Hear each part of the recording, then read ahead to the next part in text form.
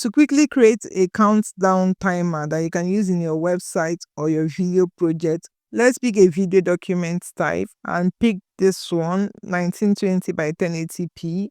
And let's come over here, this left panel here, and come over to our apps and search for AI countdown. Let's pick this first one that came up. This is the countdown timer I created before now. It's counting down, 33 days more to go. So I'm going to go back. So to create this countdown timer, you can either choose a deadline or an upcoming event. So if I want to choose a deadline, I'm going to choose custom date and time. So I impute what date I want it to count. So maybe I have a sales I want to do on that day. So I'm going to pick 31st January to make my first $1,000 here on YouTube.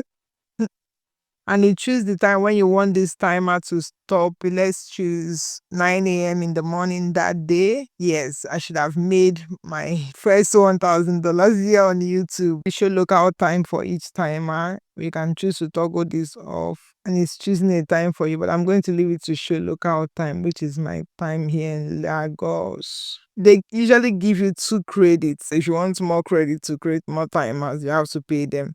I'm going to hit on generate.